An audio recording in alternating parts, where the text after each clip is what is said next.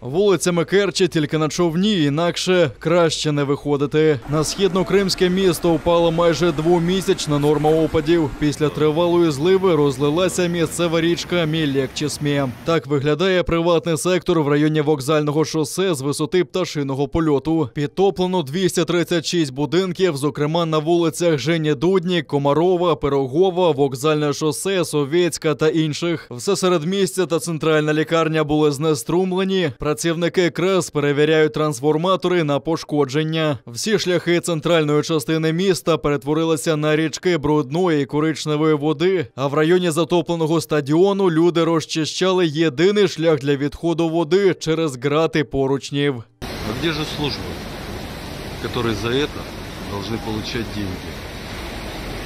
Тим більше в цей момент. Автобуси та вантажівки ледь пересуваються в болотяних потоках. Легковики і поготів стоять майже по дахи у воді.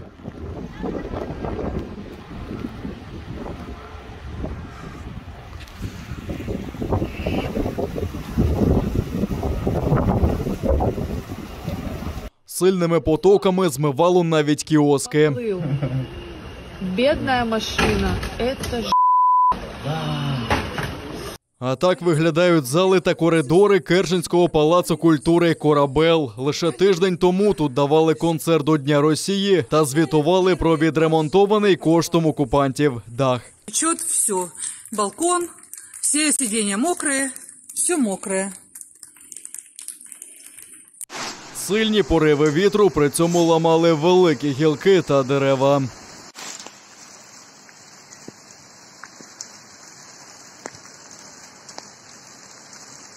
Тропічна злива вивела з берегів річку Джарджава, Аршинцево відрізано від центру Керчі, а мікрорайон Нижній Сонячний оточило величезне озеро, яке легковики подолати не в силах.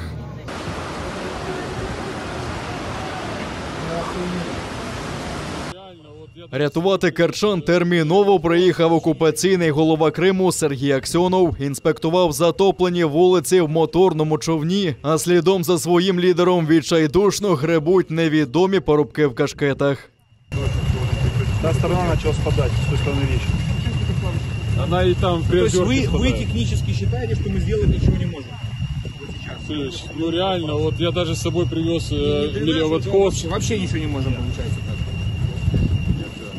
Першу версію плавучого супроводу озвучив його радник. Мовляв, це МНСники пливуть до лікарні, їм так зручніше туди добиратися. В окупаційному МНС же заявили, що це не їх співробітники. Мовляв, це були цивільні. І вони, цитата, задоволені та щасливі повернулися на берег. Свою версію озвучив і Аксьонов. Нібито рятувальники супроводжують всі човни, бо мотор включати не можна, щоб його не пошкодити. А самі рятувальники в гідрокостюмах.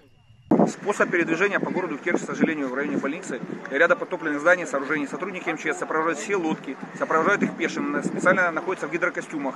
Включать двигатель из-за риска повредить винт, ну и получить травму, соответственно, невозможно. Поэтому это делается для всех без исключения. Там, ну, и я, соответственно, этим исключением не был. Точно так же мы проехали в больницу, ее надо было действительно приехать посмотреть, какая ситуация, что с лекарствами, что с продовольствием и так далее. Поэтому предлагаю всем паразитирование снять. Сотрудникам МЧС слова благодарности, никаких сомнений нет, они сопровождают так всех без исключения. Але на відео добре видно, що у човні з Аксьоновим мотор працює, а люди на воді у звичайній формі МНС. І вони щосили намагаються човен наздогнати. З цього вже покепкували у соціальних мережах. А пловцы сзади – это охрана или посетители на прием? А сзади это общественники плывут? Надо было местами поменяться. Аксьонова с руководителями вплавь пустить, а мужичков в лодку. У Керчі запроваджено надзвичайний стан. Евакуйовано 125 людей. Містян просять поки не вживати водопровідну воду навіть для приготування їжі. Владислав Стужук, Заман, АТР. Управляємості на машині 0. Ніколи такого не було, і ось знову. Нардепи почубилися біля трибуни у Верховній Раді. Бійку викликав голова комітету з питань гуманітарної та інформаційної політики Микита Потураєв. Він, звертаючись до фракції ОПЗЖ, заявив, що епоха бідності закінчиться, коли народ витягне цю фракцію і розстріляє. Після цього члени фракції ОПЗЖ вийшли до трибуни і почалася тиснява та штовханина. А нардеп Ілля Кива побився з Миколою Тищенком від «Слуги народу». Це все сталося перед голосуванням законопроєкту, який врегульовує діяльність Національної ради з питань телебачення та радіомовлення. Тут нас питали, коли закінчиться епоха бідності, тоді, коли закінчиться епоха брехні. А закінчиться вона тоді, коли повсталий народ витягне оцю фракцію, сукупні статки якої співставні з річним бюджетом України, і розстріляє. На жаль, ми демократична країна і мусимо йти повільно і знищувати вас політично разом з всіма іншими фракціями цього парламенту. Ось коли закінчиться епоха бідності, епоха брехні.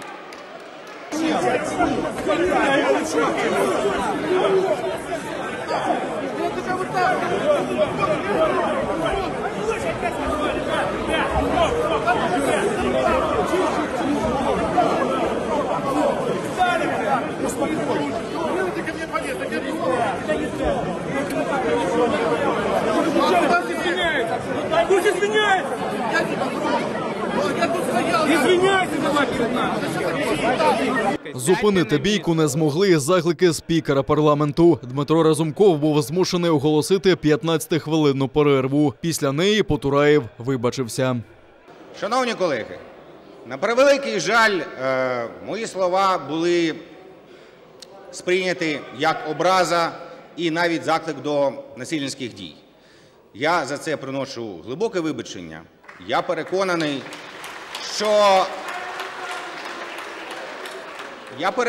що в цьому залі жодна людина не заслуговує на будь-які репресії, тим більше на насильство. Сподіваюсь, що всі фракції будуть працювати на благо України і тільки зміцнювати довіру до парламенту і кожної депутатської фракції групи. Переконаний всіх вас, колеги, якщо, вибачте, так мене сприйняли, ще раз вибачаюсь, емоції іноді зашкалюють, точно не мав цього на увазі. Вибачте ще раз. Броньовики, озброєні поліцейські та перекриті вулиці. Так швейцарська столиця готувалася до зустрічі американського та російського президентів.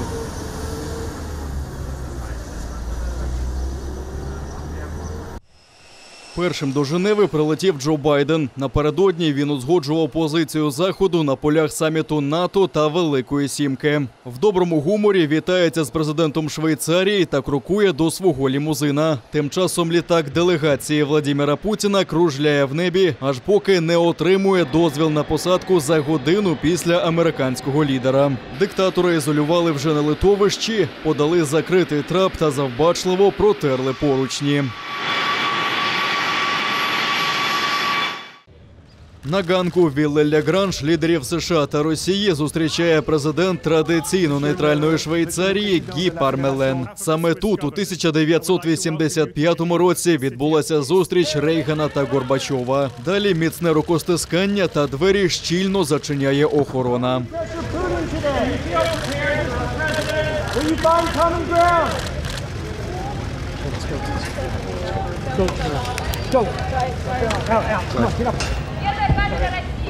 Все починається з так званої зустрічі у вузькому складі. Поруч з президентами голови зовнішньополітичних відомств Ентоні Блінкен та Сергій Лавров. Згодом долучаться їх заступники, радники з нацбезпеки, лідери адміністрації та посли. Перша домовленість – дипломати повернуться до служби у Вашингтоні та Москві після нещодавньої висилки. Після 4-годинних перемовин виходить Байден, а тоді й занурений в себе Путін. Дорогою невпевнено відповідає журналісту. Владимир Ильич, как переговоры прошли? Першим до преси йде саме російський президент. Без вступного слова очікує запитань. Часами закашлюючись, відповідає впродовж години. Похвалив Байдена за досвідченість та обізнаність. А щодо України, відповідав неохоче. Что касается Украины, то да, эта тема затрагивалась.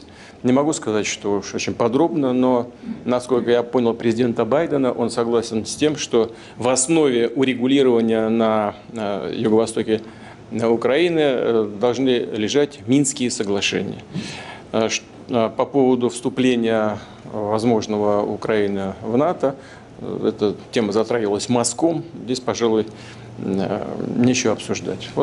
Ще одна тема – утиски журналістів американських медіа, зокрема Радіо Свобода, яких Росія вважає іноземними агентами. Путін звів розмову на буцімто утиски його пропагандистів з Russia Today в Америці, а також заявив, що уряд Сполучених Штатів вкладає чималі кошти, щоб ослабити Росію, та вкотре назвав Революцію Гідності державним переворотом. Додав, що також, як і Байден, прагне передбачуваності, а окупацію українських територій назвав захистом интересов. Когда бывший президент Янукович согласился со всеми требованиями оппозициями.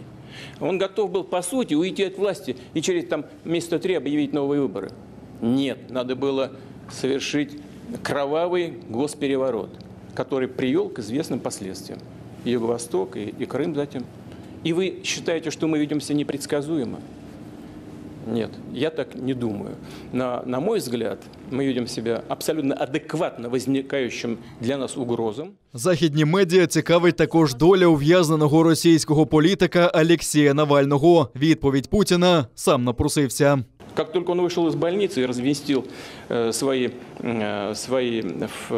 видеосюжеты в интернете, такое требование возникло.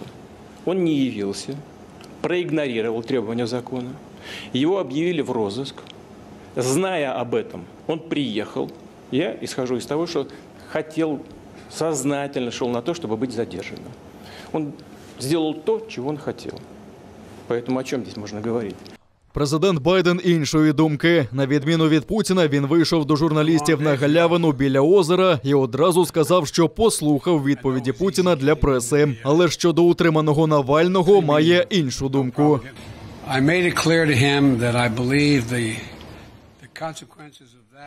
Я сподіваюся, що чітко йому сказав, що наслідки смерті Навального будуть спустошливі та руйнівні для Росії. Все він так розповідає, обґрунтовує ув'язнення, а Навальний тим часом помирає у в'язниці.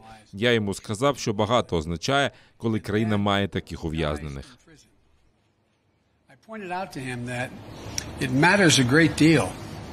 Лідер західного світу говорив здебільшого про цінності демократії, серед яких свобода слова та права людини. Додав, що хоче прогнозованих стосунків з Росією, але не дозволить зазіхати на союзників та партнерів. Обговорили втручання у вибори, а також Путін отримав список 16 компаній критичної інфраструктури, за кібератаки на котрі Росія матиме особливо жорстку відповідь.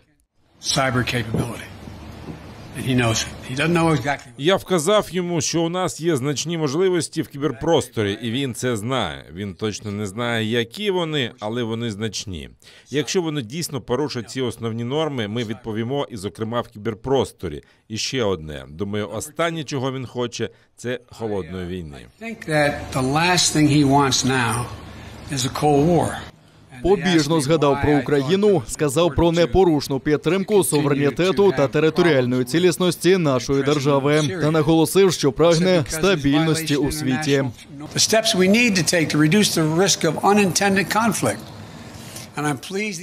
Ми маємо зменшити ризик випадкового конфлікту, і я радий, що ми сьогодні розпочали двосторонній діалог щодо стратегічної стабільності. Хай дипломати та фахівці разом працюють в механізмі, який контролюватиме нову, досконалу та небезпечну зброю, що збільшує загрозу випадкової війни. Джо Байден окреслив часовий проміжок у півроку, за який прагне побачити прогрес у стосунках. Запрошення до Вашингтона Путін не отримав, як і Байден, поки не поїде до Москви. Наостанок американський лідер подарував Путіну кришталеву статуетку американського бізона на постаменті з вишні та окуляри-авіатори. Натомість отримав письмовий набір «Москва», розписаний під хохлому. Владислав Стужук, Заман, АТР.